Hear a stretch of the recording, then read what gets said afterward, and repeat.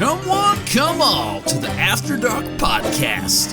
The podcast in which Sheriff Anthony does his best to wrangle Konrad through Westworld, one doggone episode at a time. So kick back and grab yourself some Apple Jack, or some Adam's Ale if that's your preferred poison, and get ready for these two wannabe cowboys to ramble the night away. Music was provided by the fantastic Nancy Wyatt and Jared Iscariot.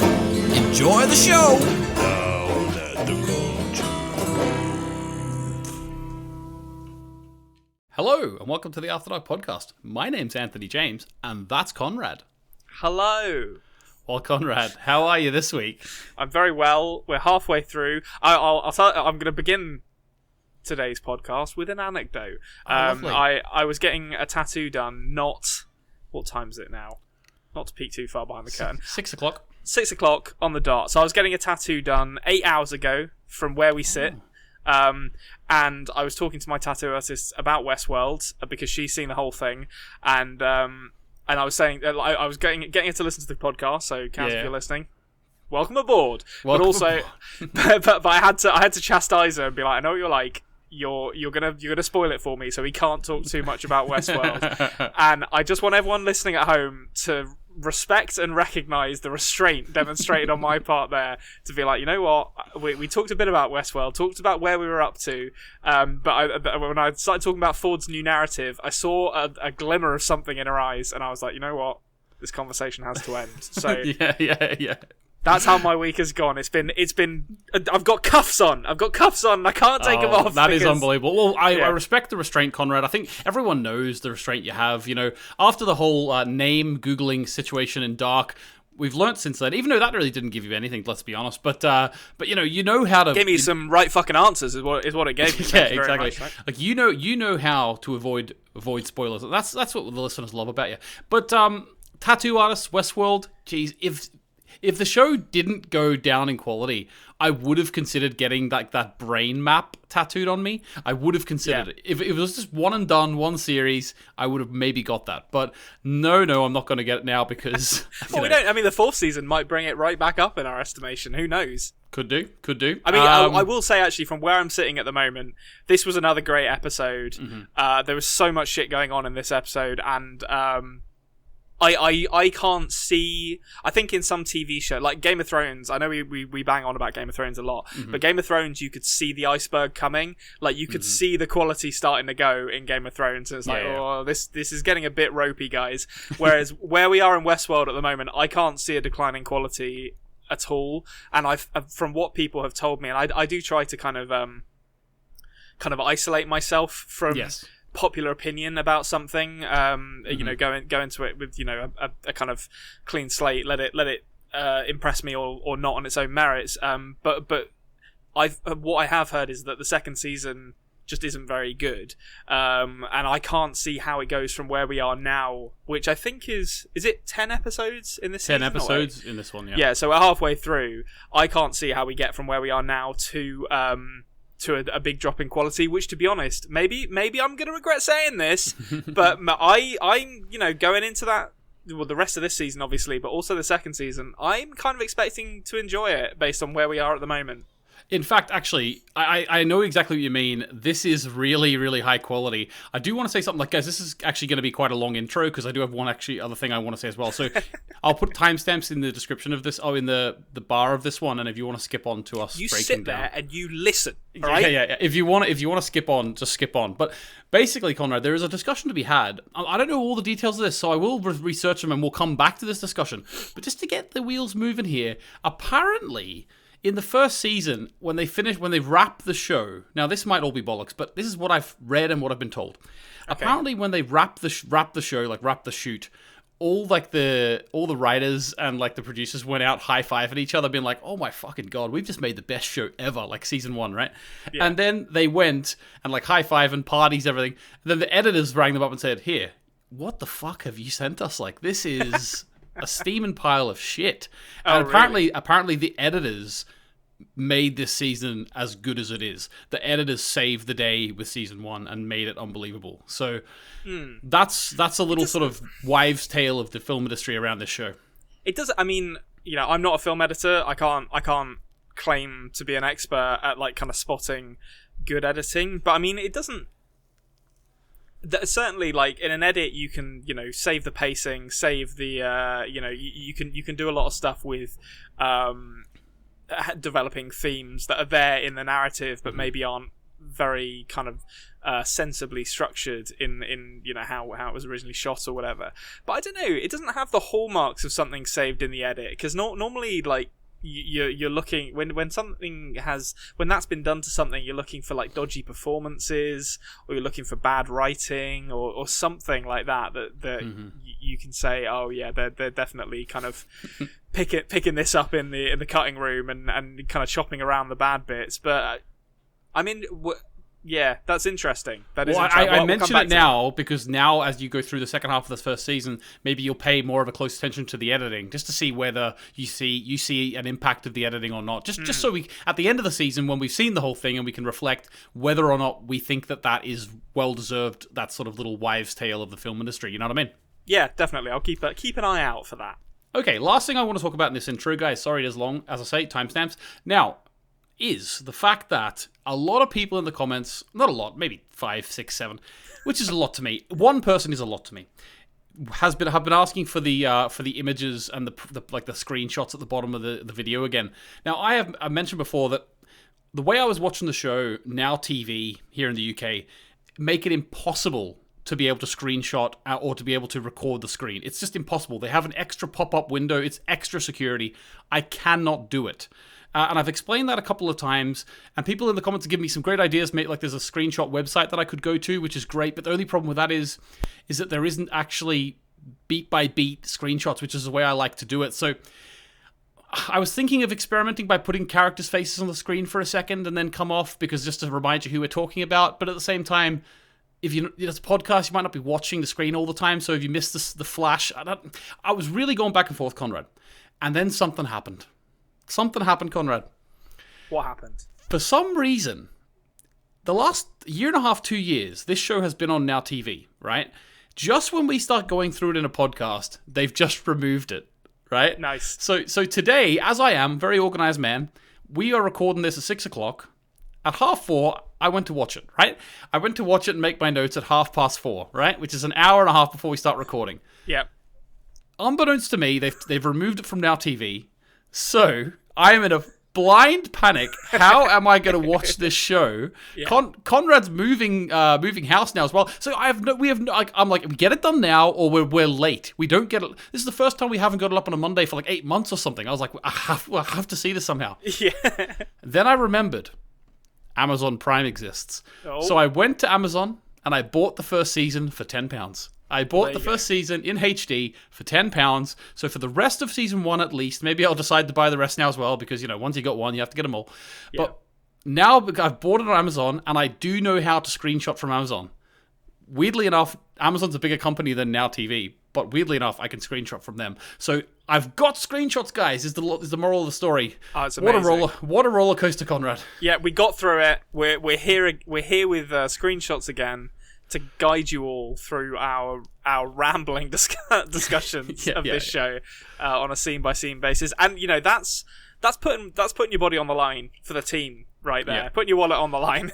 Yeah, well, I didn't know. Like I don't say this as a judgment to anyone else, but literally in terms of like pirating things and websites you can watch stuff on, I used to really be into that. Like, I think statute of limitations gone now, but I used to be really into that years and years ago. They'll get you. They'll get me. Like years and years ago, maybe I would have watched it on this side or downloaded the torrent here. I honestly haven't done that for like 8 years. And it's not that I have a moral thing against it. I don't. It's just that I don't even know how to do it anymore. So I wouldn't even know where to go to. So hour and a half to go. I panicked. I bought the first season. I can now do it. There you go. You slap the money down, and that was and we're all better for it. Yeah, like the man in black asking for a whiskey. I slapped the money down and I said, "Give me." Now it was Mr. Jeff Bezos brought it, just like Ford comes over with the whiskey. Jeff Bezos comes over and says, "Here you go, partner." Yeah, and then he tried to stab him and be like, "You motherfucker with your rocket!" And Teddy came in and grabbed your hand. Jeffrey Bezos. Okay, let us then go into the breakdown after that big intro. What do you think, Konrad? Let's do it. Oh, let's break it. Damn! Exasperated. What an intro. Now, 50 screenshots. Here we go. Such an intro. There is 50 screenshots, but I've done. There are actually 50. Oh wow. There are no, but there's a couple for each scene, so it's not okay. like 50 scenes. Okay. All right, we start in a somewhat familiar place. Ford is talking to old Bill, having a wee chat with him. Yeah. Having a lovely little analogy to greyhound racing, Conrad. What did you take from that? I sensed a metaphor in this. There's in a this metaphor little story. afoot. Yeah. Like, I put my monocle on. I was like, I do believe I see some symbolism before me. So we get to see Michael Wincott again of Alien Resurrection fame, who I'm a big fan of, dressed up in his kind of. I don't know I can't remember this character's name. He's old Bill. Oh, he's old an Bill. old, he's an old Bill Hickok. He does feel kind of like analog. he does look like Wild Bill. Old Bill's great. Like old Wild Bill. Hickok. He is Wild Bill Hickok. Like, Yeah, Bill. well, he became Old Bill later. Yeah, this is old Bill Hickok. Well, actually, he didn't become old Bill Hickok because he was shot in the back of the head while playing cards. But that's a story for when we do Deadwood. So listen. I am not the most attentive movie and film watcher in the world, but I know a fucking metaphor when I see one, alright? And so first off, Ford reveals that Tommy, who he has named before, or who the little boy that is definitely Ford has named before, that is his brother rather than a close friend. And then when he starts talking about how Tommy and he both wanted a greyhound or both wanted a dog, and Tommy was the ones who removed the leash from the animal that was stuck kind of running in circles chasing a felt rabbit, i.e. a fantasy.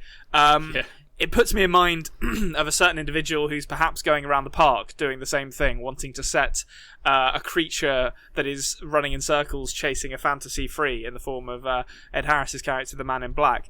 And I think it's telling as well that when the animal was freed in this story/metaphor, the first thing it did was kill something. Now, I will be honest, there are a few scenes in this episode where I wavered slightly on my I think the Man in Black is Tommy theory. Not enough to recant it. I'm still on that train. Yeah. But I think I'm sticking with this theory that it's him for lack of other better options at this stage, because the pieces of the jigsaw don't perfectly fit, which we'll get into more as we go on, I think. But things, like the accent and some of his reactions to young Ford and to real Ford later in the episode. But certainly, this feels very much like I feel like they are. Between Tommy and Ford, they are setting up this kind of dichotomy of, Tommy wants to release these things and cause chaos, and Ford maybe doesn't. And then they also have a similar dichotomy between Arnold and Ford, where Arnold wanted similar things to Tommy, by the sounds of things. But they're very much kind of setting up this two-sided argument, I feel, and this opening dialogue is very much like a metaphor for all of that.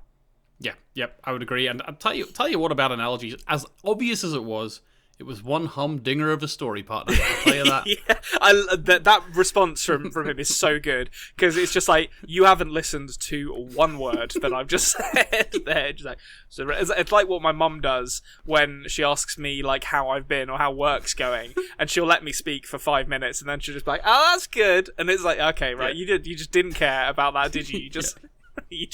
You wanted to give me an opportunity to speak and then end the conversation. Yeah, haven't been there for 2 months, and she immediately waits till you finish speaking and then says, "By the way, could you get the baby bell out the fridge?" Yeah, that is closer to the truth than you can possibly imagine. All right, okay. So, just like your mother hearing voices about these baby bell in the fridge for months on end, Dolores is hearing she's hearing Baby Bell. She's hearing a voice. It says, "Find me." It says "Papa," but yeah, I'm not going to carry on with that with that joke. Yes, so I would argue. Now, so the first time I heard this, I was like, "Who is that? Whose voice is that? That sounded like it was a familiar voice."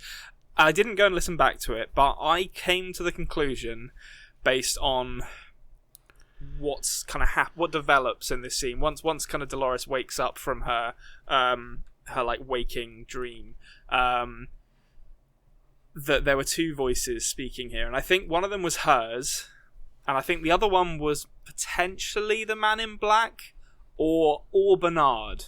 One of those two. That's my call. But you think it's like a concoction of voices at the minute? Yes. I felt like there were two voices kind of layered over each other, like a masculine and a feminine one. So, yeah, I'm not 100% sure what to make of that at this point, but it definitely seemed like... Well, there's some things revealed about who might be talking to her that make the owners of the voices speaking in her head interesting, to say the least. Okay. Are you going to elaborate on this episode, or are you going to wait? Yeah, we'll get to it. We'll get to it. Don't you worry about that. Yeah. She does mention the voice again later, so we'll get to it. Well, I mean, it's Ford. Ford giving the game away, like as he's wont to do. Bloody Ford. Okay, so we've got the gang: William, Logan, Dolores, and Slim, I think his name is. They're gonna go down and meet Lazo down in this part of the park where Logan's looking forward to playing this part of the game. They're standing in a big, really awesome shot, standing in a big graveyard overlooking the plains through those big. What do you call those things? Like big mountainy cliff things? They must have some sort of word. Mesas, I think they're called. Mesas, yeah.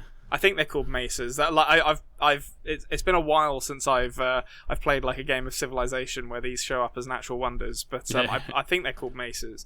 But yeah, so it's a great shot. It's very much John Ford Western kind of territory, like this beautiful vista. But juxtaposed against the actual imagery of the scene, which is this cemetery and this kind of city of outlaws called Pariah. That is a very kind of cool concept. I'm really glad that they've kind of gone this route, and it's kind of a ridiculous city. Like it's one of those cities like when you turn up in I don't know, like in playing like a fantasy role playing game, and you turn up in a city and it's like run entirely by dragons. It's like, how does the like infrastructure of this city work? Like who's farming food for this this city? Because it seems like everyone here is either a gold painted sex robot or like someone who just like wears skull makeup and dances all the time. Like there's no economy here that I can see, but it's a great city nonetheless. Well, obviously they must cart it in because you can't grow anything in that land. No way. That's true. It is pretty arid. I will just say here, the reason I thought that there were two voices speaking is because when William kind of steps into shot, he says he thought he heard her talking last night, which I interpreted to mean maybe it was her voice was one of the voices saying "find me." Oh, like a little bit like she's speaking in her sleep. Oh, okay. Yeah, possibly. Cool. Okay, so they go into the city, walking amongst this sort of very cram-packed in city. They really highlight that with the shots where, like, when they're shooting people walking through, they shoot from like inside a stall or through pots and pans hanging. Yeah. I thought that was a really cool, way to show how cramped it is in this city. So they have a little conversation between Logan and William where Logan describes that Westworld is losing cash at the minute, hemorrhaging cash, I believe he says, and Logan says that their company is basically considering buying it out. Yes, so it makes me wonder what they do that they're in a position to buy out Westworld, and also why it's losing money. We've sort of had some hints, I suppose, if you were to think of it like this, like why are they so keen on like new storylines in terms of like Lee Sizemore was getting one. Maybe they need to reinvigorate something. Also, it's so expensive, Well, I mean, they're the only. Maybe this isn't true. Maybe they're just not showing it to us. But I feel like they're the only visitors here. So this entire city seems to be operating exclusively on the premise that someone might come out this far, which is outrageous. Like, that's what Logan was explaining, wasn't it? Yeah. Like he said, like you get out this far, it's so cool, isn't this so great? But they're hemorrhaging cash. Like it makes sense. Like it sounds to me like if it was going to be efficiently run, it would have to be like only a couple of acres big. Like it would have to be the town that William was expecting to see. Yeah. rather than this kind of. Well, I mean, it sounds like they've kind of crossed the border into a facsimile of Mexico now at this point, because they talk about the border a few times. Well, they're definitely on the border anyway. You know what I mean? Yeah. They're... So I mean, it's the scale continues to expand in a really interesting way, I think, at the moment. Yep, exactly. So interested to see how that sort of business storyline keeps going on. Oh, he also says that Arnold died before the park opened. That was the one thing I was I was going to mention, which is interesting that Arnold didn't even get to see it open, based on what we find out about what his intentions were later in the episode. Yeah. Exactly. Yeah, because I think he's mentioned later on with the Man in Black and Ford, isn't he? So yeah, he's mentioned a couple of times. Yeah. Yep. So we get a new group, the Confererados. These guys, these guys are like, I kind of love them because they're just walking one-note bad guys. They're like, we're former Confederate soldiers. We're racist drunks who want to restart the war with the Union, and there's nothing redeeming about any of these characters. Like, you know where you stand with these characters. Yeah, at least Dolores' father was on the other side, so that's he wasn't one of these like crazy drunkard guys. But I know what you mean. Like, it's a funny group, but you know what? They get their comeuppance in this. I think everyone gets their comeuppance in this episode. Let's be honest. Yes. Yeah. So we quickly then go away. We'll come back to that storyline later. We go away and we get the Man in Black with Lawrence, who, spoilers for later in the episode, will later become known as our Lazo. He's getting dragged by the Man in Black through the sort of forest. I don't suppose you can't really call it a forest in this, the woods. Yeah, it's like shrubland almost. Yeah, shrubland, and they're going through, and they mention for the first time Teddy's full name, Theodore Flood. Yes, yeah, it's a good name. And there's something that I don't know if it's interesting. I don't know if I should reveal whether this is like a misread from Lawrence or not. So all I'm going to say is, what do you find interesting about the idea that he said that Teddy is Wyatt's friend? Because last time we saw Teddy, he didn't really look like Wyatt liked him very much. Let's be honest. Well, is it Lawrence who says that? I can't remember. Yeah, Lawrence references, looks like Wyatt's friend or whatever. He's going to tell us where this place is or whatever. He said he calls him Wyatt's friend. So they were in the army together, which I presume, given El Lazo's kind of relationship with the Confererados, implies that maybe they had a run-in before. I actually don't know how much fighting in the American Civil War there was around like New Mexico, kind of Texas area. I thought most of it was up on like the East Coast, to be honest. But I assume that he at least knows that Teddy was in Wyatt's unit or whatever it was, like in the Union Army. To be honest, the thing that struck me more in this scene was when Lawrence describes them as friends. The Man in Black says that there's another old friend that he has who says that there's a path for everyone. And I immediately started to think, who the fuck has said that before? And I can't really think of anyone. I feel like it seems like the kind of thing that maybe Bernard or Ford would say, but I don't know. I couldn't honestly recall anyone who I've definitely heard say that line so far. It also, when I heard it, I was also like, we know that he's met Lawrence many times because he keeps going on about, like, Lawrence loops back to him or whatever he says. And my thought is, like, it would just be like the Man in Black to just, fuck with Lawrence because it was actually Lawrence who said it to him or something. Yeah, you know what I mean? Yeah, it could be. That would be funny. And, it's I feel like the Man in Black he enjoys like dragging this kind of torture out with Lawrence to a certain extent because he must know already what he's going to do in this scene. Like, I mean, or at least he has ideas about it because Teddy is clearly not doing well and needs blood. So he's got the idea like percolating in the back of his head that is like, well, Lawrence has served his purpose, but he's still just like having a nice chat with him before he does it. It reminds me this part, like, so obviously, like, just to catch us up here. young boy with the stick and the vest on comes back. Yeah, wearing the same waistcoat that he'll be wearing in 70 years' time. Yeah. So Man in Black says, "Off you go and get some water." Lawrence is like, "But I filled the saddlebag this morning." And then he's like, and then he's like, "Well, here's the thing." And he empties the water out, puts it down, and the blood. He cuts his neck. Blood drips into the bag.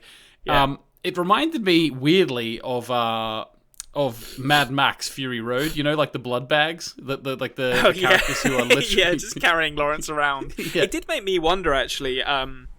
Whether he was doing something similar when he bled the native croupier earlier in the season, because I didn't really understand why he took a bunch of blood from him either, unless he was maybe going to give it to someone else that we haven't seen him do. Did he take that blood? I'm not sure. Yeah. Well, I mean, he bled him, and I didn't. I think at the time we discussed about maybe make it so he was weak but not dead, so they wouldn't come and get him and cycle him back into the rotation. But I mean, it could be that he did something similar, or it could just be the latter. But either way, I think it's a great decision on the part of the biological engineers and mechanics who make these to make them all the same blood type. Yeah, It's just take it out of one, stick it into another. And it's not the only blood transfusion we see, the second one isn't a blood transfusion, but certainly some kind of liquid transfusion into a body that we see in this episode. Oh, yeah, liquid transfusion for sure. Yeah. I don't really know why... I don't really know why they would put different blood types in, Conrad, if I'm being honest with you. That would be the stupidest thing they could possibly do. Look, realism. That's what you need. Just in case a scientist comes and thinks, right, let's check this blood, see how real it is. Yeah, this guy's AB positive. Yeah, like the hosts actually, like one of them starts like knowing science and like knows like modern medical and like starts like working like in a little stall. In Red Dead Redemption, the guy who comes around with like all the fake tonics, like he needs to know. The snake oil salesman. You do like a Louis Pasteur based narrative at some point. You gotta have some wiggle room there with the science. I mean, that would be great. Also, like that guy was loving drinking that milk when he was killing everyone, so the pasteurization could be a big thing. All right, that's a slight reach, I'm gonna say, as far as jokes go. Oh, also, I wanted to say one more thing about this scene, which is just there's some great stuff in the score in this episode, but this, like the score underneath this, it has like a very kind of like native war drummy kind of feel to it, and it's got I don't really know how to describe it, but it's like that kind of like da da da dun dun dun dun dun, like kind of very very classic 50s western. Yeah. I almost went into the Lord of the Rings Urukai theme there, and I was like, pull back from that. But it's a great kind of really classical native kind of score in a sort of stereotypical 50s sense that I was really into. It's interesting you say that, actually, because later on when we get to the moment where they're all talking to El Lazo around the desk, there's a shot of Dolores and I believe Logan. I believe it's Logan, which I've got the screenshot, guys, so you'll see it on the screen when we get there. But you mentioned it's like a 50s Western. Obviously, the whole aesthetic of this is the Western, but it wasn't until I took a screenshot of the screen and put it into the program that I'm using, Microsoft PowerPoint. Have you heard of it? Once I put it in there, I could actually see the image was slightly lesser quality, right? And it just looked perfectly color-wise and everything. It just looked like a still from a 50s or 60s Western. It was unbelievable. Yeah, I'm still waiting for them to do like the hero shot of like the silhouette on like a dusty street. Yeah. Someone in the very very like close foreground and someone else in like the middle distance. Like they haven't gone full schlock with it yet, but there are definitely those kind of shots where it's like, okay, you did watch a lot of westerns when you or before you made this. Yeah, it's great. Okay, so Maeve back on the table again. Can I just say, these two characters, what a pair. What a pair they are! I think Felix is the name. Felix is the East Asian guy. I didn't learn the other guy's name. I feel like he could be played by Seth Rogen if like they want to. Like this is like classic buffoon comedy that goes on here. If this was before, who's that cancelled guy from TJ Miller? Yeah, this is like, so before he was cancelled, I maybe would have said this guy's a poor man's TJ Miller. Now TJ Miller is a poor man's this guy. You know what I mean? Yeah, this guy's still acting, whereas TJ Miller isn't anymore, and we're all better for that. But yeah, I mean, it's just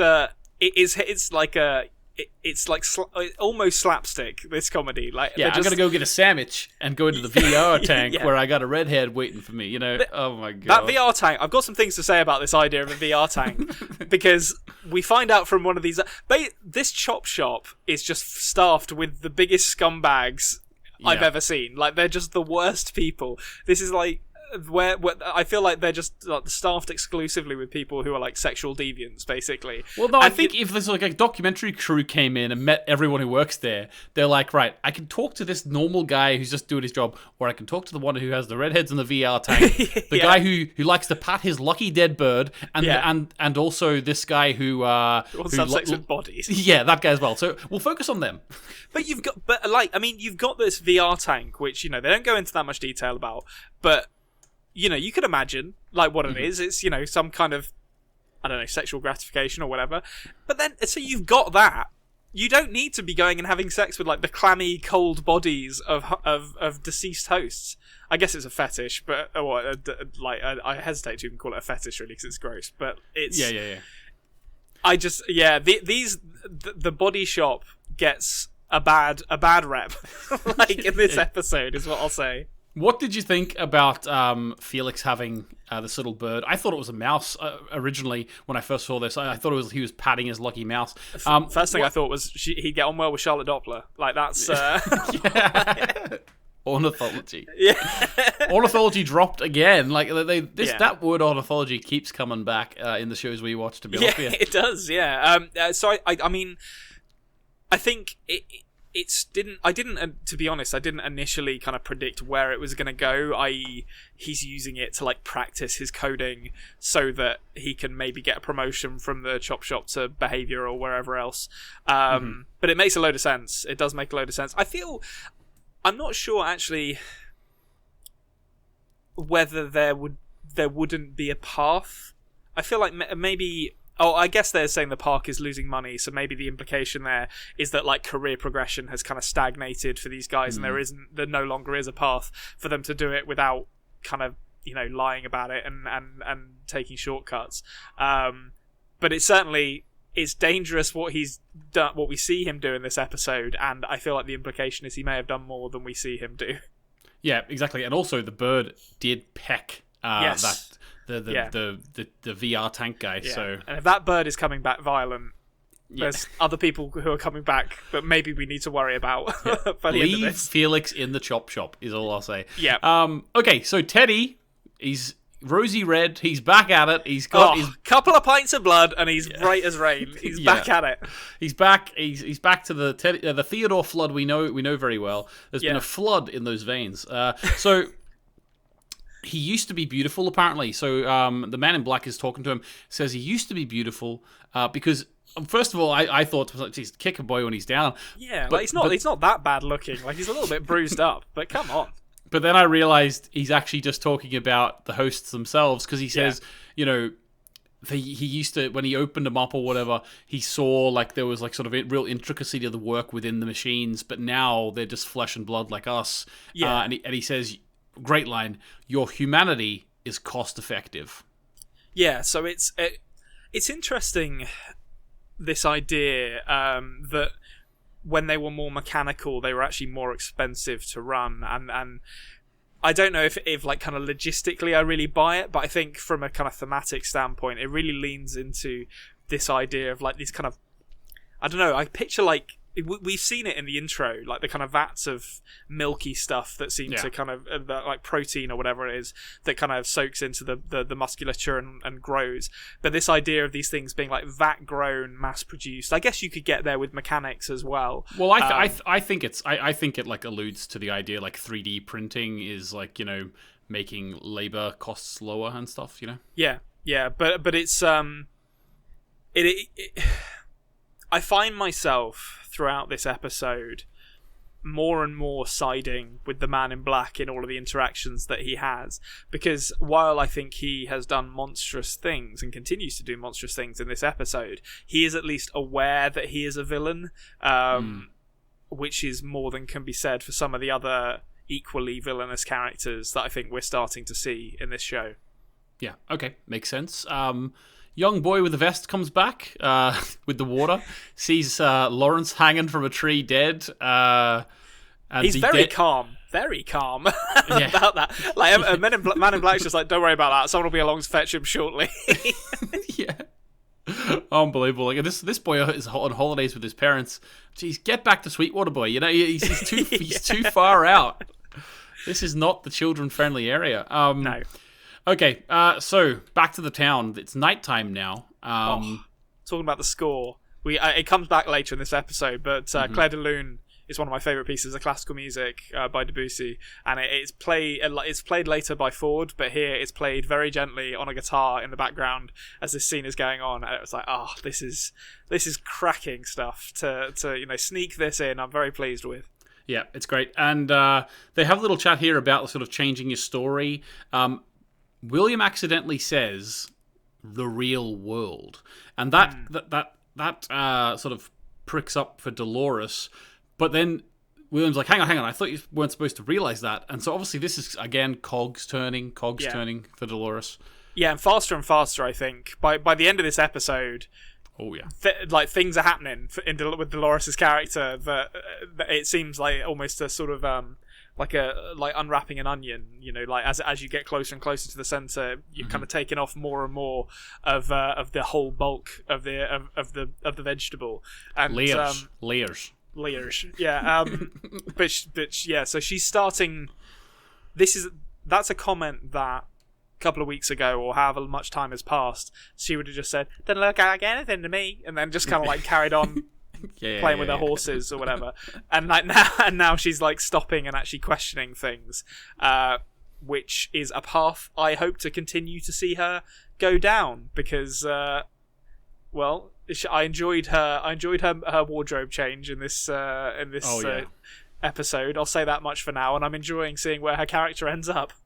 Yeah, exactly. Because she also mentioned at some point she doesn't want to be the damsel anymore, and then she gets her new clothes and all. It's really cool. Yeah. Really cool. She really suits them too. She looks real badass to me. Yeah. All right. So moving on, we've got sort of Logan comes up, interrupts them, and says, "Our Lazo is gonna meet us." And then he calls Dolores a doll because he doesn't want to go to a brothel with Dolores. And Logan's like, "What are you talking about? She's just a doll." He's like, "Come on, man, she understands." And from Logan's point of view, this must look like William's going mental. What, because he's like siding with her over... Yeah, like exactly what Logan thought was going to happen is happening. Like he's becoming like overly attached. He's like, and like Logan's like, to me, like if I was Logan, right, I would think that this guy is going a bit crazy here because he's just like falling in love with this host, Yeah, I mean, yeah, I think William is... If I'm Logan, I'm not Logan, but if I am, I think William. It's hard with this because there's a few things that happen to Dolores and between Dolores and William in this episode where I'm like, is this real, what they're experiencing between each other, or is one of these people putting it on a bit more than the other? I'm still not sure where I land on that, and we'll probably come back to that for a longer discussion later when the kind of romantic arc reaches its zenith with those two. But certainly in this scene where Logan comes and interrupts them, we get like the kind of Dios de los Muertos kind of parade that comes through, and Dolores sees herself. My first reaction to that was that real? Like, I guess it does make sense for them to potentially have duplicates of the hosts, and I think by the end of the episode I was like, okay, I don't think it was real because she's kind of seeing herself in other places. But I that combined with the Lawrence stuff makes me think maybe there are duplicates that are kind of wandering around or put back into circulation or something along those lines. That's interesting. Because she does see herself later on with the tarot card readings and stuff as well. Yeah, and that's clearly like imagination. I'm not sure whether this is, but okay. Well, as you say, she does go into the sort of the Day of the Dead sort of. I don't know if this actually is the Day of the Dead, but it's that sort of. It's definitely culture. Made up to look like it, I think. Yeah, that's the sort of culture they're going for. And she gets taken away by who you would imagine is Bernard. But no, it is in fact Konrad. It's that man again. Old. Wait, hold on. I need to remember. What is his name? Because he gets said. Bobby. That's right, Robert. Yeah, Robert Ford. I've noticed something as well, actually, and to be honest, I've noticed this based on the screenshot that you just put on the screen there. But it does every time Bernard talks to Dolores, she's fully clothed, and when Ford talks to her, she's naked. Yeah. Exactly. That's what I was actually going to point out. That exact fact. Yes. Yeah. So that's it. I mean, I'm sure that's probably nothing more to that than simply visualizing the kind of perceived power dynamic there. But that's just struck me. That's quite interesting that that's the case. Well, we do know as well that Bernard has been doing things in which Ford has been warning him, sort of, be careful, be careful. Ford has almost been like seeing Bernard go along a path, possibly which this mysterious Arnold once did. Yeah. And it makes me think that, well, if Bernard's doing that, and we all know like what we've been told about Arnold, like that he cared about like these hosts, and he wanted sort of the host to be more respected, or however you want to say it. It seems that that was his job in the pairing of him and Ford. So Bernard seems to be going down that road as well. So therefore, Bernard wanting their clothes on would sort of show that actually, yes, that's the same sort of thing. He has the respect for the host, whereas Ford is like, this is a thing I created. I tell you what to do. It's much more clinical. Yeah, I think there's also an element of, like kind of God in the Garden of Eden there as well. Like he sees this as their Eden, therefore they should have no shame and should be happy to be naked. Whereas Bernard appears to be more human, which I see that as well. Is interesting based on some things I think about Bernard.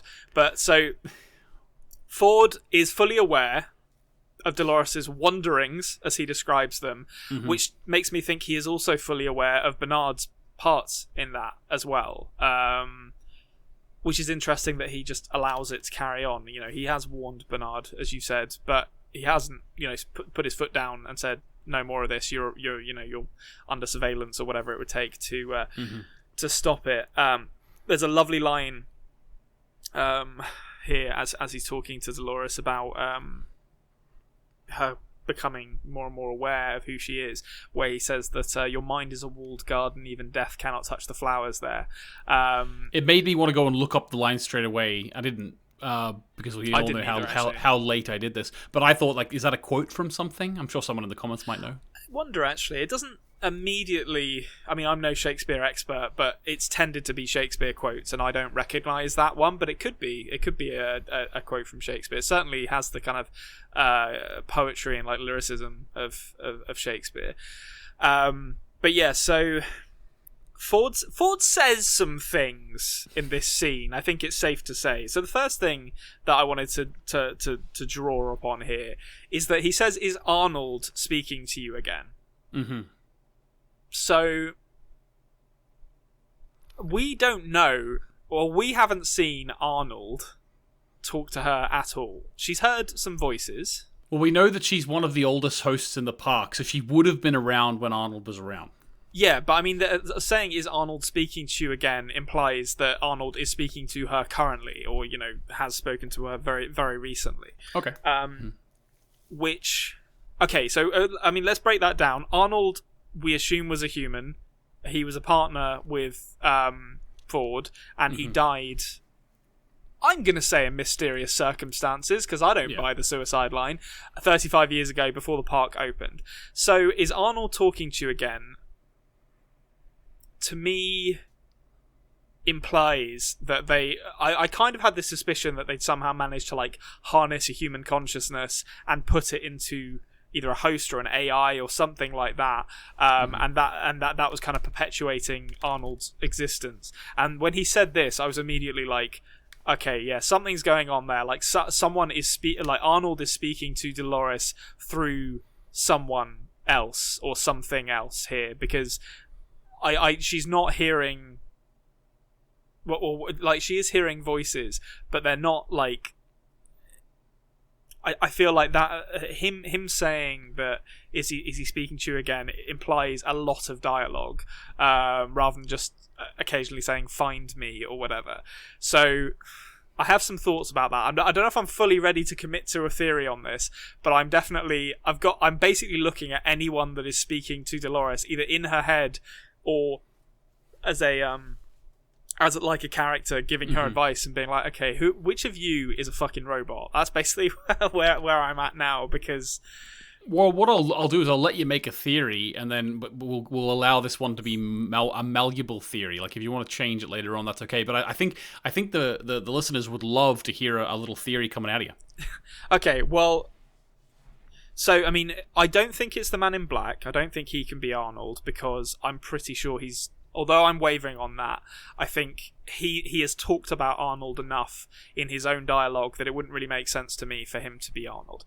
I don't think it's Ford for obvious reasons, and he's had a lot of dialogue with her. So really, the only characters that leaves who have had significant dialogue with Dolores being Bernard, William, I guess you could say Teddy, but I don't think it's Teddy. Teddy doesn't have a fucking clue what's going on.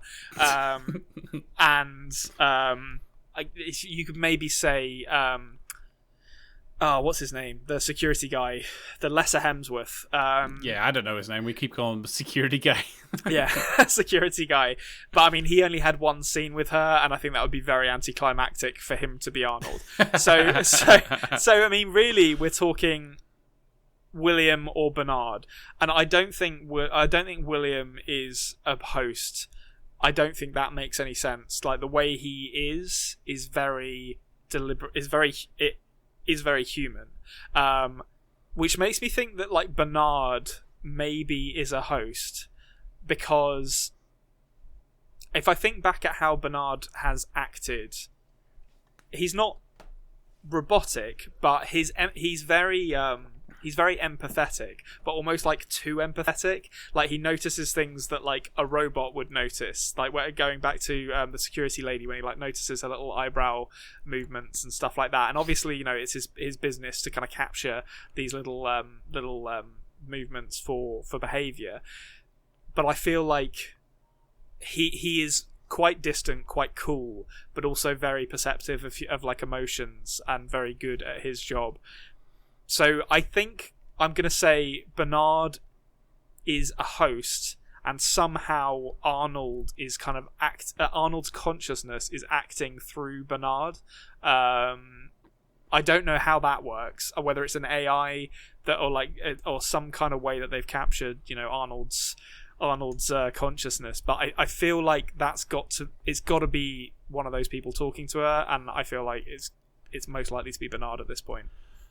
So is what made you sort of go down that road is that technically Arnold isn't talking to her? You know, so when she was asked, when's the last time Arnold talked to you, she like didn't have to say whatever, like yesterday, you know, because like, you know. So he says when you last saw him, right? Last contact. So I don't know. I took that as like chatting as well. I did it. To be fair, I did interpret that differently. I took last contact to be when did you last see him, and then that deliberately being at odds with him saying, "Oh, is he still speaking to you?" Yeah, like it does end as well. The scene does end with her like sort of saying he doesn't know. I didn't tell him anything.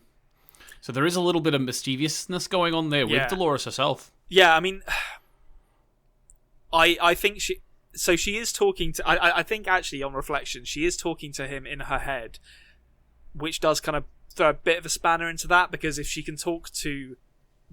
Let's say it is Bernard. If she can talk to Arnold in her head, and she's actually talking to Bernard in this way, why would he need to bring her in to speak to her physically? It does throw a bit of a wrench in that, but I still feel like he's the only one who could be speaking to her, unless it's a character we haven't met yet. But I'm going to stick with Bernard. I'm going to say I think that he's actually a host, and that they've actually done some messing around to get Arnold's kind of consciousness into him, and that's what he's referring to. But it could totally be a new character. There is another theory to come out of this. I apologize for how long this is going, but this was a thick scene. It was dense.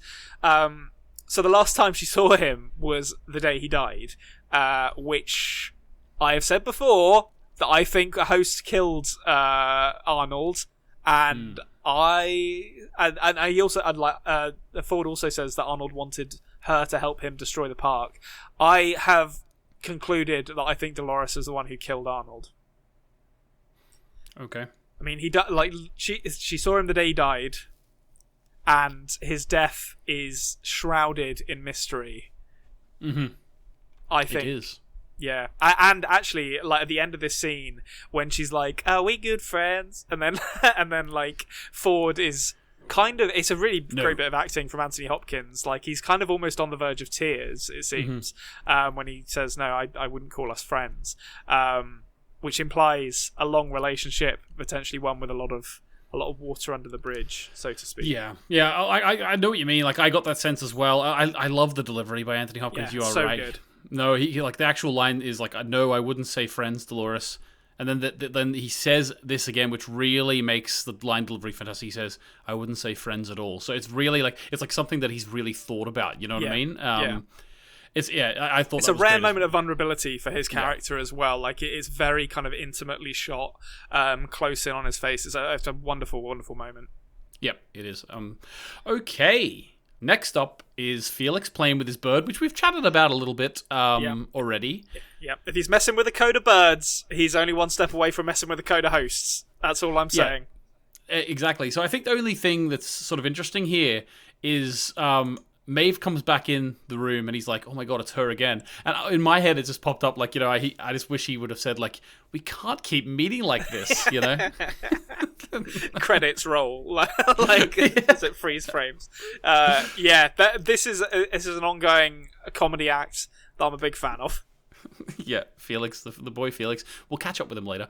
Okay, so our Lazo is revealed. Yep. Lovely, reveal. His head comes up under the brim of the cap, under the brim of the hat. Yeah, very Indiana Jones-esque. It is our boy Lawrence, and of course our Lazo would imply his name is still Lawrence, and we do get confirmation later on that his name is still Lawrence. So this is the same character. Yes. He is like he's been drained of blood by Ford. Not Ford. What's his name? Man in Black. Man in Black. Yeah. Oh, I'm getting Ford and Man in Black mixed up in my head now because of what happens later in the episode. And then what happens is that our Lazo gets put back into the park, and he just happens to be here. What do you take from that? So he was cycled back in already, because to be honest, when Dolores sees herself in that Dios Muertos kind of parade, I was like, okay, is that just a vision for her? And then Lawrence turns up like seemingly less than a day after being killed, and I was like, is this a duplicate of Lawrence as well that's just here? Well, I assumed it wasn't a duplicate, but that's just my assumption. And so I mean, this seems like a narrative leading them further into the maze. To me, it seems like Lawrence or El Lazo has become a part of this narrative of Ford's bigger narrative that seems to include this maze in some way, because he'd have to be here for the narrative, because Dolores and William and Logan are all they're told about El Lazo before he's even here. So what would have happened if he hadn't been killed? Although actually no, it can't be the new narrative, because I feel like the Man in Black knew that he was going to be taken here. Well, for me, this was it implied to me that this is a stage of the game that the Man in Black has already sort of went through. Yeah. He knows Lawrence from here. Do you know what I mean? Yeah, I think that makes more sense actually, because later in the episode, it's revealed that the Man in Black doesn't really know what's going on with the Wyatt narrative, because it's a new thing for him. So I don't think this is going to tie into the Wyatt narrative, or if it does, I think it will be quite tangentially. As you say, I think the Man in Black's probably seen this bit before. Yeah, because he knows Lawrence from somewhere, and this sort of must be where he got him from. Yeah. Also, Lawrence is branding the brain symbol onto coffins and stuff, so he knows a lot more about this game in his like host role than he sort of has been letting on, I suppose. Yeah, I would say so.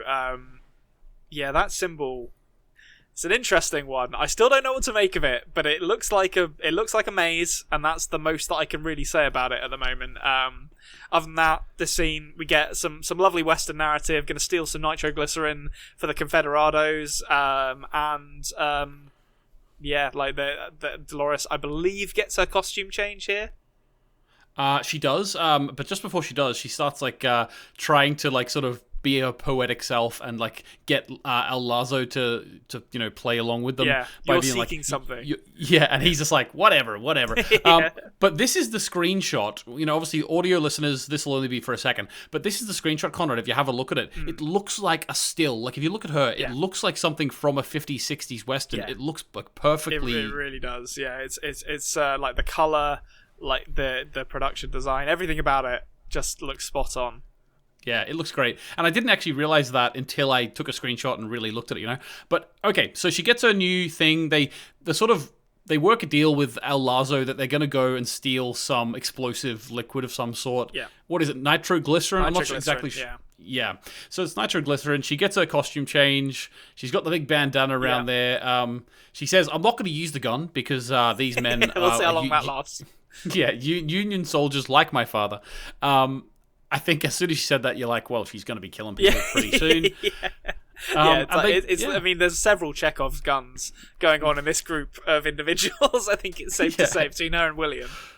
Oh yeah, definitely. I can't remember actually the gun that the gun that she found she buried in her yard. Yeah. And it was in her drawer. I can't remember where that gun went. Because we didn't see it again. She put it when back she into went her out, underwear drawer or her clothes drawer, and then we didn't see it again. And I don't think this is that gun because I feel like her finding that gun was maybe it was just symbolic, but I feel like there was more to come from that gun. So I am definitely keeping an eye out for where that comes back into play.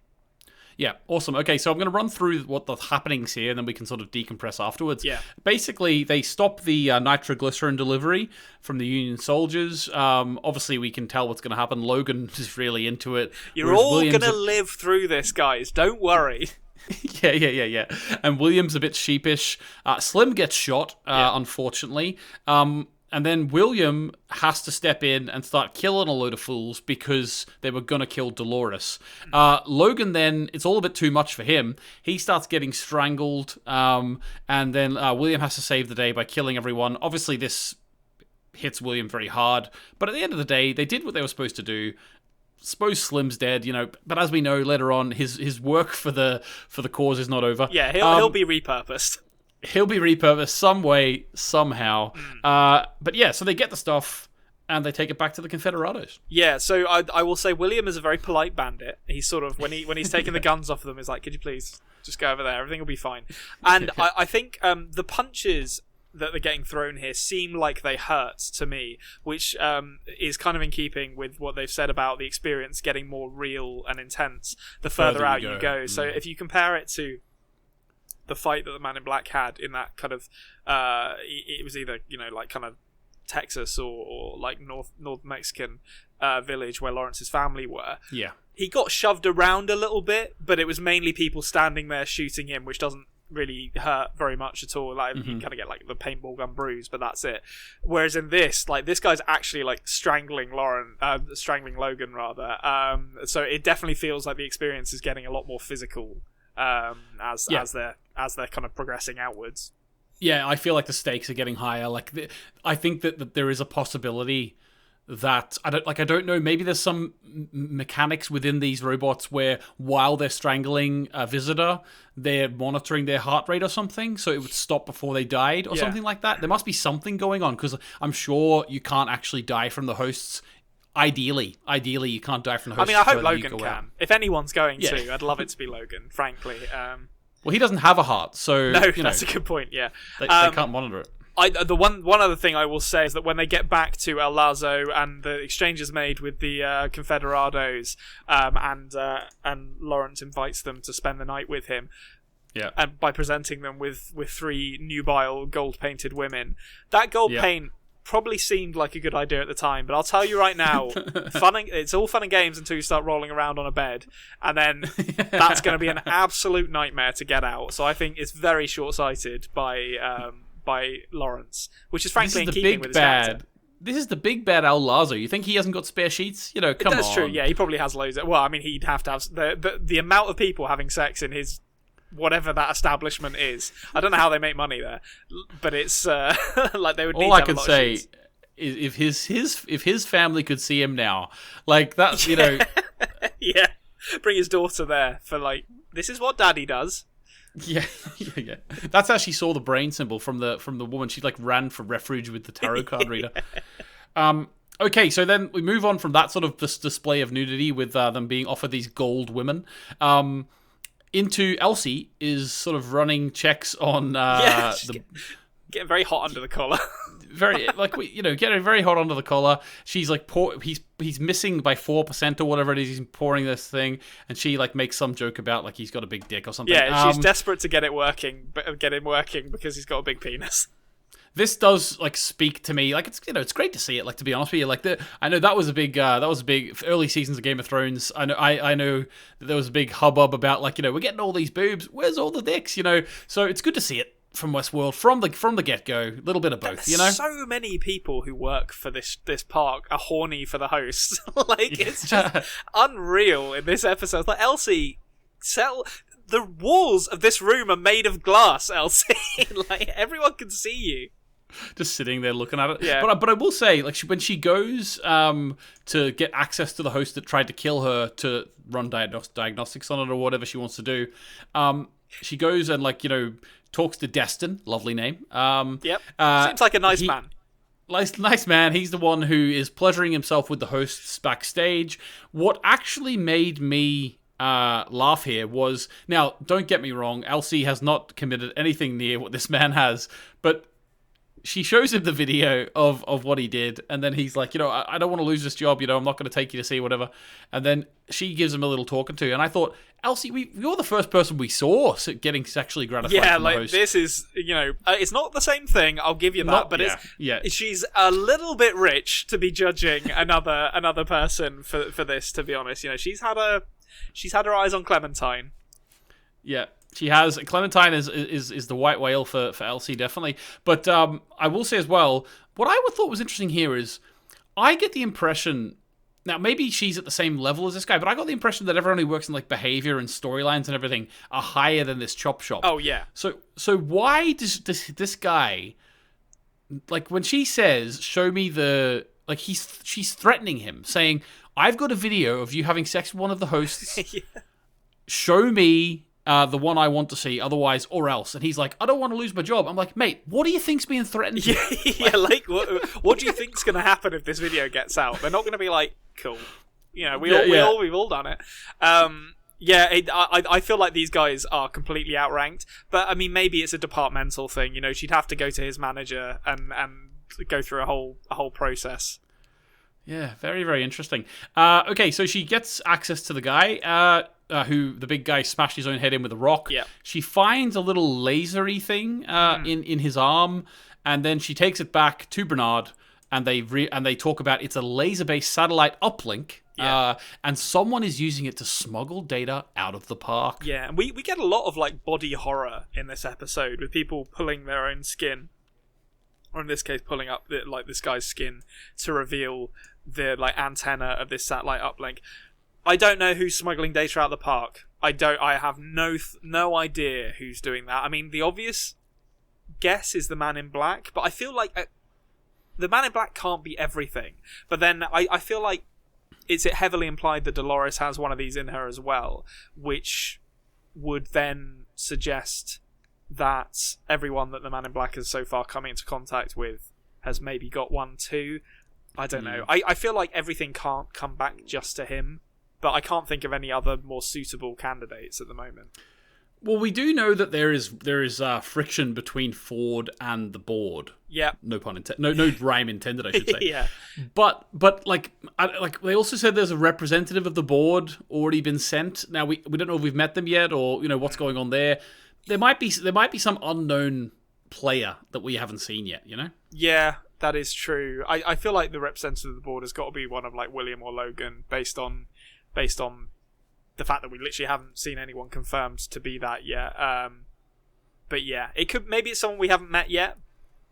It would make sense in terms of like corporate espionage for someone who has a financial stake but doesn't actually own it to be the one who's kind of smuggling out data to see how the operation is run. So maybe it is one of them.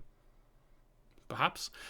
Speaking of William and Logan, sort of Logan saying like it's great to see you get out there and do your thing, and he says, "Don't you get it? Like there's no heroes here. You've seen that everyone has a dark side." And then we get a little bit more backstory. So he talks about the fact that Logan says, like, "Do you think that I brought you on this trip because you're a threat to me? No, I brought you on because you are not a threat to me.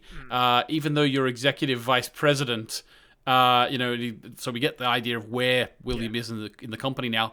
I love this line from Logan too. I know Logan's a shit, but sometimes the writing of his lines and his dialogue is lovely. Yeah. It was such a palpable moment when he said, "And the day that you got that role, you said thank you for the opportunity." And then I thought that was great. And then he went, "And that was the best day of your life." Yeah, he is great as the like smarmy son of the boss, untouchable kind of business prick in this scene, and I feel like there's probably an element of truth to what he's saying as well. I don't feel like William is necessarily cut out for the world that he lives in now.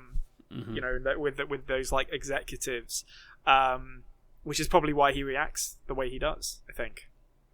Yeah, definitely. He's more kind-hearted.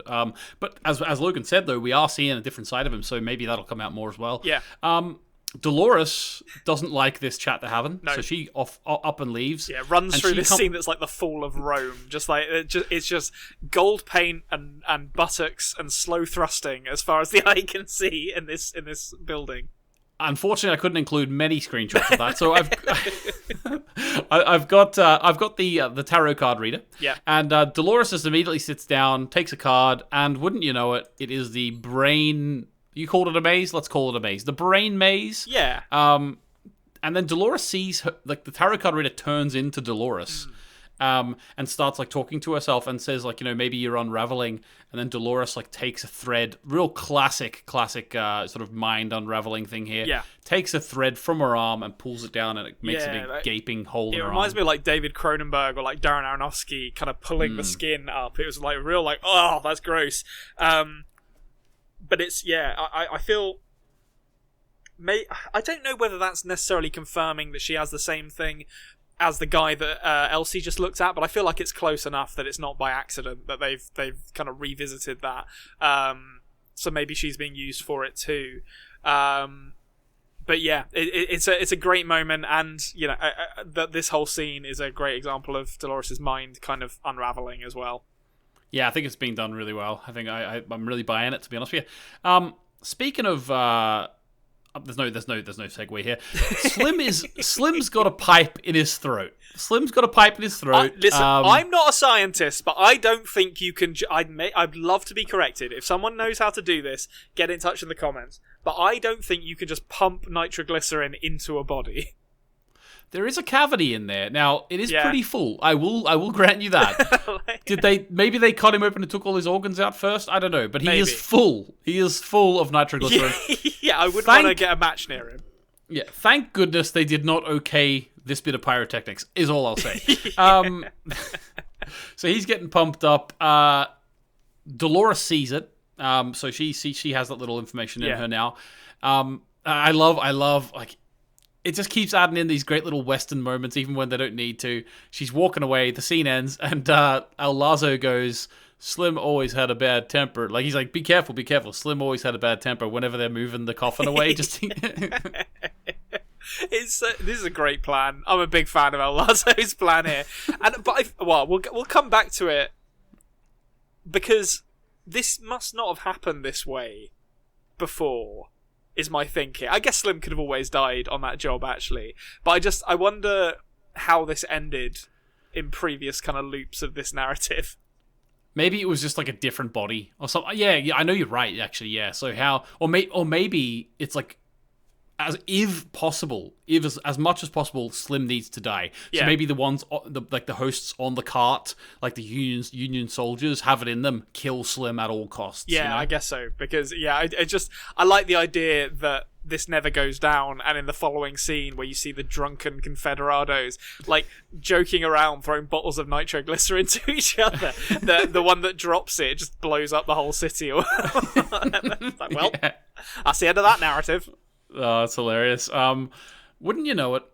Speaking of sparks flying, sparks are flying with William and Dolores here having a wee kiss. Yeah.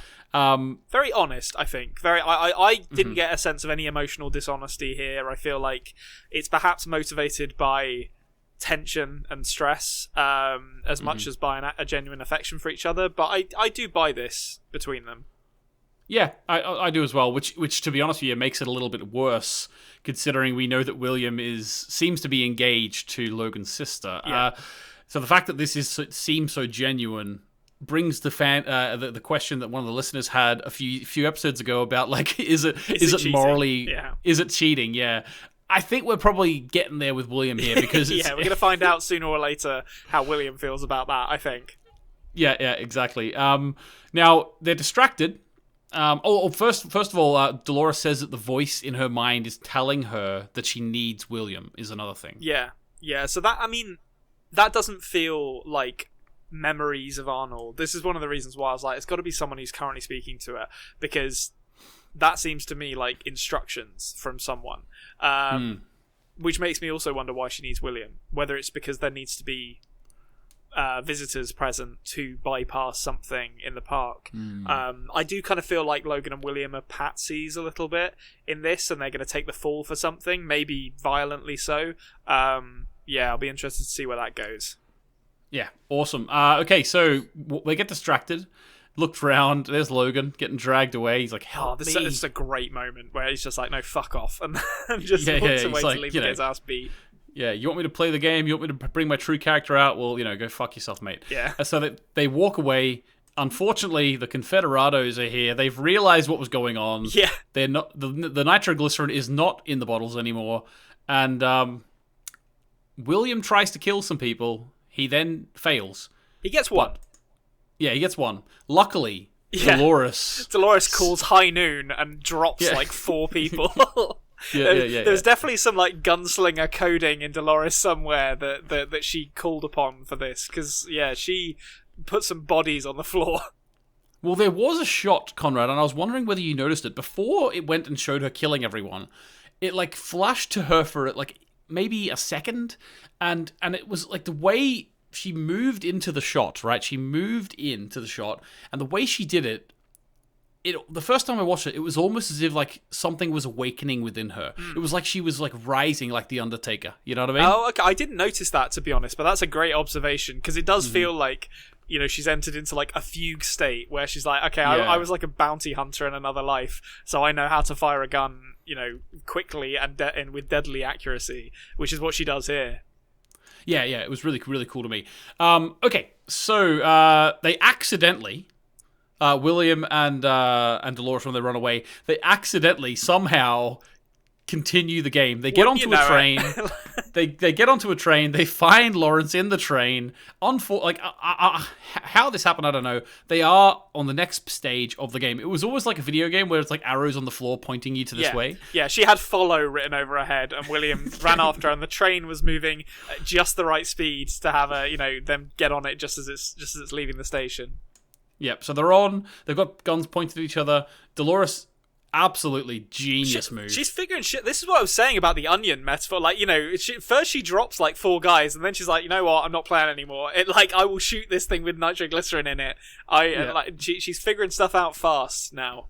Yeah, so she puts the gun at the nitroglycerin in the coffin. Obviously, Lawrence has straight away been like, okay, this is serious.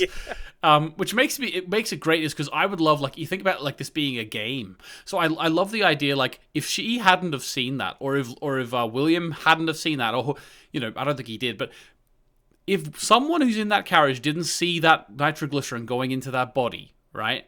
It makes me really think about it, and I'm like, how would that have played out, that little interaction with Lawrence here, if you weren't able to just defuse it by putting the gun on the thing? It's like you needed to have that little chapter before to make this go really easily, Yeah, no, I think the sort of intricacies of it like they're so complicated, and there's such narrow margins, but it all kind of plays together so brilliantly.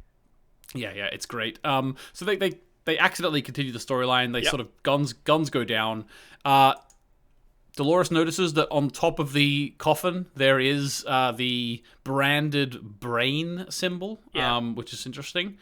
So I'm sure we'll learn more about that in the future. But these characters are now with Lawrence. They're off. They're going on the train wherever they're going to. Logan's being dragged away by the Confederados. I hope he gets the absolute shit beaten out of him. That's will we see him again? Will we see him again? Of course we will. Of course we will. Like it's not. Logan is far too good a dickhead to just die off screen like a dog. Like he's going to come back and be even worse than before. Yeah. Okay. Next scene was a big one. Yes. The next scene was Ford coming in, giving whiskey to the man in black. You've got Teddy there as well. Yeah. And there was a fair bit of chat going on. I will give myself some credit in this scene. As soon as I saw the waistcoat and the hands playing the piano, playing Claire de Lune again, I was like, that's fucking Ford at the piano. But I was robbed of any sense of satisfaction because he immediately reveals himself. Yeah. He reveals himself, gives the whiskey. The man in black is immediately like, whoa, look who we've got. This is great. Teddy, look, this, you'll be very happy to meet this man. He gave you everything you have, every happiness and every suffering as well. And I like this little back and forth here where he says about the man in black, I lack the imagination to even conceive of someone like you. Because Man in Black is saying that I made myself the bad guy is what this place needed. And then I love, then Ford says, yeah, but like, the urgency that you show, like how badly you want this, it shows me that there actually is a little bit of anxiety there, Yeah, which I think is interesting for what it tells us about the Man in Black's character. Because I've said previously that I think the last critical failure at the park, which I guess is where Arnold died, given it was about 30 years ago, what they've said. Maybe not, actually, because it was 30 years and 35 years ago that Arnold died, so they are different, technically. But I've said before that I think the Man in Black is motivated by perhaps some kind of tragedy that befell someone close to him at the park, and he's trying to get some kind of revenge or shut it down from the inside. And I think that it could easily be that because he's getting old, maybe he's not well anymore, that anxiety to see it through before he dies is becoming a ever more pressing concern for him. But it's a fascinating scene between these two. So they very crucially don't say his name for a start. They call Ford Robert, which immediately tells me, okay, so these two go way back if he's calling him Robert immediately. And when they're not actually revealing his name, it is an underlying way of saying when we find out who he is, it will mean something to us. Yeah, and I think even without saying his name, the fact they're not kind of introducing themselves to each other means, these two know each other very well, which certainly leans into my Tommy theory. I love this, a bit of an aside, but when they start talking about the new narrative and they turn to Teddy to talk about his relationship with Wyatt, and the Man in Black makes a little face like, where when you like ask one of your children to say something at the dinner table and they say something stupid but it's cute, like he kind of looks at Ford and is like, that's adorable, isn't it? Like when Teddy's talking about his relationship with Wyatt. He didn't say the line though. I was just like, say the line. No, he refused. Came back with some crazy ideas. Yeah, he knows not to say it. But yeah, so I mean, they openly talk about the maze together here. They openly talk about the Man in Black trying to solve it, and Ford asking what he thinks he's going to achieve at the center. And there's some interesting. This is maybe not as kind of plot critical as I thought it was, but it was certainly interesting for the world building, where the Man in Black talks about how outside of the park, he says this to Teddy, is a world of plenty. So I'd kind of envisaged a Blade Runner style nightmare where only the super rich were coming to something like this and everyone else kind of lived in poverty. But it sounds like maybe it's more of like a Star Trek, we've solved scarcity kind of thing, and that's why like we're a now... Wall-E, like a Wall-E future. Yeah, almost like a Wall-E future. Like, well, not on the planet, like a Wall-E, the spaceship Wall-E, where everyone's kind of lazy and hedonistic because we solved scarcity, and so we're searching for meaning as a species in creating life, perhaps. But so I thought that was really interesting. And then we find out that the Man in Black stopped Arnold from destroying the park 35 years ago with Dolores' help, but believes that any kind of morality, when Ford suggests that maybe the Man in Black is looking for the moral of the story to the park, Man in Black kind of quips that any morality the park has died the same day as Arnold, which is... It tells us so much about their relationship with each other and what Arnold brought to the table and what Ford brought to the table or didn't bring to the table, as the case may be. And then obviously we get the moment where the Man in Black kind of he doesn't snap, but he threatens Ford, and suddenly Teddy, who is still half dead, in theory very weak, is immediately able to overpower the Man in Black and grab the knife from his hand, which is a really cool way of, I think, demonstrating the power and the potential lethal force of the hosts. Like, even when they're even when they are weak, they are still very, very capable of overpowering a human. Yep, exactly. And it's because this show has so many characters in it and so many actors in it. A scene like this, you could be forgiven for forgetting that we have Ed Harris, Anthony Hopkins, and James Marsden in a scene around a table. I mean, together. that's the power of HBO right there. Like, that's a great cast for any scene, and it shows. Like, it's just this put me in. It's not really the same kind of thing, but it put me in mind of the scene in Heat where Al Pacino and Robert De Niro kind of sit down and talk to each other across a table in like a coffee shop, or it might be a bar. I can't remember, but it's that same kind of thing. Like, these are elder statesmen, heavyweight actors, and James Marsden is no slouch as an actor either. He's a perfectly fine actor, and it really shows. Like, there's just such quality to the writing and acting in this show. Yep, exactly. And last thing is that when he's leaving, Ford says to Teddy, he says, "Mr. Flood, we must look back and smile on our perilous past," or something like that. Seem to be planting a seed of some sort. Yeah, I wonder if that's something to do with the Wyatt storyline. I'm sure for Teddy. I don't know how much smiling he's going to do about his relationship with Wyatt, but we'll see.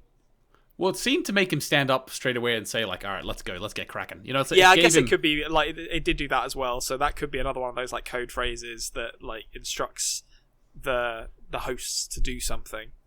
Yeah, like, sort of get rid of this sadness in you or whatever. Yeah. Okay, last scene then. We have the bird. Felix gets the bird working backstage. Yep. He finally gets it. He's ecstatic. It flies over, lands on Maeve's finger, who's woken up, and says, "I think it's time." She says, "Hello, Felix." She knows who he is. Yeah. She's been listening, and she says, "I think it's time you and I had a chat." Oh, so I took her knowing his name as an implication that he had done what he's done to this bird to her as well. Like, he's been futzing with her code while she's under. Potentially, yeah. She could have been listening as well. To be fair, like, I gave my interpretation of it as a fact, even though it's not. Yeah. I mean, listen, we deal in objective facts here on the Culture Cave, and that is what we're giving you. Alternative facts. Oh God, oh no. Maeve is up. She's up and about. Felix is in trouble, I'm gonna say. I think in this situation, because good luck squaring this one with the boss. They'll put up with people banging the hosts. Like, that's what they're there for. But messing with the code, behavior are going to come down on that like a ton of bricks, I think. Yeah. I think. Unfortunately, there's glass walls, so someone's got to see what's going on here. Like, he like immediately tries to draw like the curtains, just like, oh my God, don't look. Yeah, like steam it up. Sort of sprinting around the room to sweat and get condensation on the walls. There we go. All right, guys, that's us through the episode then. Conrad, what do you think? Do we get into the roundup? Yeah, let's do it. Okay, IMDb rating is 8.7, so the same as last week. They're all strong scores. Yeah, it's hard this, because like I'm literally just every single one I'm like, these are all great. There hasn't been a bad one yet, and picking between them is so difficult. I think this one, I loved the Pariah stuff. I thought that was really cool. The Man in Black Ford stuff is fantastic. Dolores is rapidly becoming a great character. Another one of those episodes where we don't get as much Maeve as I would have liked, but we got a little bit, and I suspect there's going to be a lot more in the next episode, so I'm happy to bide my time. This was a great episode. It was. Okay, so you've mentioned a couple of theories. Let's quickly go through them before we give a couple of questions from the listeners. Okay. What theories? So I've got 4. One of them I'm almost certain is wrong, but I thought it, so I'm sticking to my guns on it. First one, the duplicate Dolores was real, and other hosts also have duplicates. I'm not that convinced about that one. Next one, Dolores killed Arnold. I haven't actually really said this one, actually, but I think the explosion of the nitroglycerin body is going to give them access to something in the park that maybe the visitors are required to get through. So maybe it's going to, expose a door or something that requires visitor access to get through. The world outside the park is a Star Trek-style utopia, and one that I hadn't written down because we kind of talked about it while recording. I think Arnold is talking to Dolores through Bernard somehow. Okay. And are you wrapping up that idea because you did mention that maybe Bernard is a host? Are you wrapping that in, or is that a separate theory? I suppose it couldn't be a separate theory. Yeah, they're kind of implicit. They're kind of dependent on each other, really, because I don't see how Arnold's consciousness could be talking through Bernard if he wasn't a host. So I think Bernard, for all intents and purposes, that theory is your Bernard as a host theory. Yeah. But you're also leaving yourself a bit of wiggle room just in case Bernard has actually got files from Arnold. He's reading them off. He's also talking to a... Yeah, okay. Yeah. We'll leave it like that. I like a wide theory. Conrad does sometimes put too much detail in his theories. Never. So I've never done that in the history of all the theories that I've written down. All right. Some absolutely cracking theories there. I'm loving it. I think we are. This is shaping up to be a great one. I think a lot of these theories... Very little getting checked off. I'm going to say that now. Like the Theory Matrix review at the moment, there's basically nothing that has been checked off. So I'm a little anxious that as we get to the end, it's just going to be like, well, they're all unconfirmed. Yeah. Well, it is a show that's still ongoing as well, remember. So season 4 is coming out at some point in 2022. I'm looking forward to it being confirmed that they're in space. That's my big my my big theory. Yeah, Moon World. I would love to know the listeners' thoughts on this. There is only one way, really, to do it if we do it. If we do Season 4 of Westworld on the After Dark podcast, which we are planning to do, it will be unprecedented, Conrad, because it will be coming out weekly. So I will have not seen it as well. So when we get to Season 4, when it does come out, we start covering it, what do the listeners want us to do? Like, do they want us to wait till the whole season comes out so I've seen it? Or do they want us to do... Probably we're leaning towards weekly, but that means both Conrad and I will have not seen the show. Yeah, it means that you can't feed me secretly the answers to theories so that I maintain my good record. I'd be interested to hear what they think. I'm happy to do it either way, really. That would be funny, Conrad, wouldn't it? Wouldn't that be hilarious if, like, as soon as I don't know what's happening in the show, your theory points go way off the deep end? That would be so damaging to my credibility as a theory meister. Yeah. All right, 2 questions from the listeners. Okay. First question comes from Bill Ross, long-time listener, and Bill says, possibly next episode, but actually it was this one, and says, what's the significance of Lawrence and Lazo being the same host? Well, they say they're the same host. We've actually had a chat about it. I think they're the same character. Yeah, they are. I'm pretty sure they are. Well, actually, I tell you why. Because I went and looked up what El Lazo means, and I believe it means the lasso. I didn't mention this. I should have done the recording. Which can also... We're still recording, Conrad. Yeah, Jesus! Someone should have told me. So I think it means the lasso, which I think can also be translated to the rope, which, if you remember how Lawrence was found... So I think it is implied. In fact, they literally call him Lawrence, I think, at some point, don't they? Like when they do. Yeah, so I don't know if there's necessarily... And the hosts don't always keep their names when they change character. Like Mr. Abernathy, when he changed, he's still Mr. Abernathy, even though he's a new host. So the idea of it being the same host and the same name implies it's the same character to me. Yeah, I feel like they've always been the same person. I think the significance is the implication that the Man in Black and Dolores are very much heading in the same direction. Okay, all right, fair enough. Excuse me. No problem at all. Next question comes from Vic Disco. Ted asks, well, two questions, both for Konrad, but maybe I can respond a little bit as well. Okay. We'll see. The first one is basically just the story that Ford told to old Bill about the greyhound running in circles. We've touched upon this a little bit, but Ted was sort of asking, is there a deeper meaning to the story? And what do you think he's talking about? I think he's talking about the man in black is Tommy, who wants to let the greyhound, which is the host, off the leash and let it run after the rabbit, which is, I don't know, humans, and it's going to kill them. I think that's definitely the metaphor there to me. Okay. I don't know, Ted, if I can answer this question knowing what I know about the show in a way that doesn't sound spoilery. I'm sure whatever I said, Konrad would be none the wiser, but just in case, I'm not going to answer it, because there is definitely something that is being driven at by a lot of characters in this, and anyone who's seen the first season will know, at the end of the first season, certain characters find what they're looking for, in a way, and I don't really want to delve into that a bit too much, for Konrad's sake. That's got my brain whirring. Just the very thought of that is like, okay, what's going on here? Yeah. No, I knew even saying that small amount would be like, chum in the water. But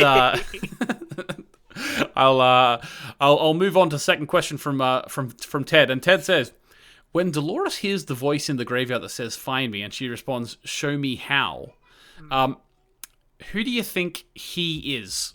So, and why does Dolores need to find him? So the voice, I think Ted is talking about the male voice. You said there might be two voices? Yeah, I felt like there's two voices layered over each other, but maybe I'm just wrong on that and I misheard, but that's what it sounded like. We actually just talked about the voice, but Ted's driving at the point of the voice talking here, because that's a really good point. When they say "find me," and then Dolores says "show me how," Who is this talking? We've talked about that a little bit, so we don't have to delve into that. But why, and what does it mean for Dolores to find them? Well, okay, so I'm going to have to do some hashtag extrapolation here from what I already think is going on. So this is all going to be predicated on my assumption that I'm correct about Arnold speaking through Bernard and Bernard being a host.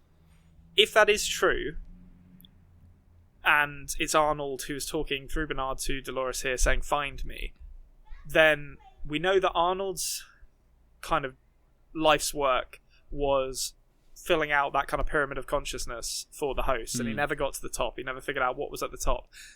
Yet if he now exists as a sentient consciousness within the body of a host, it implies that at some point he succeeded, or someone else succeeded for him in filling in that top portion of the pyramid.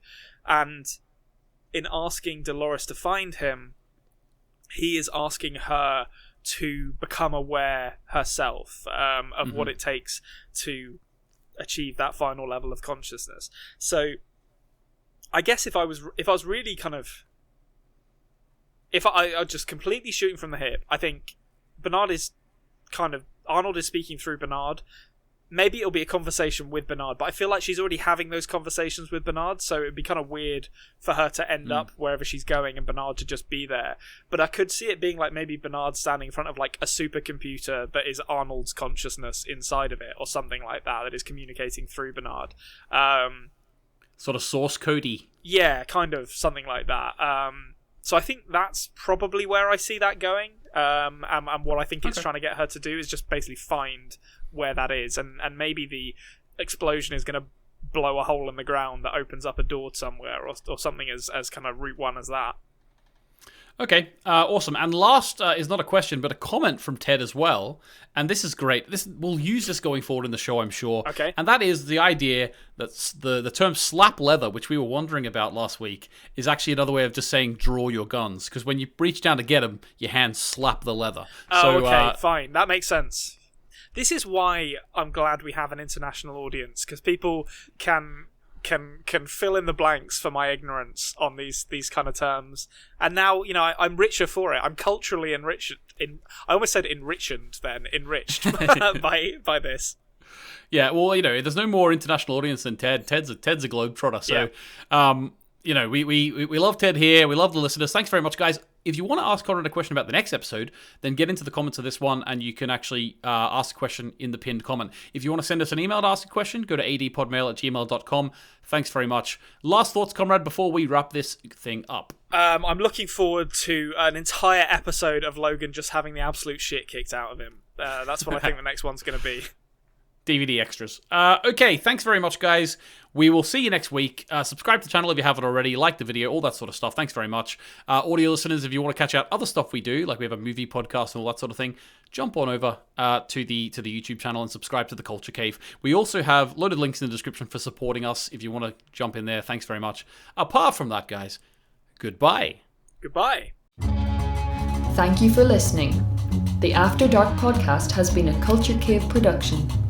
Please subscribe on audio apps as well as on YouTube at The Culture Cave.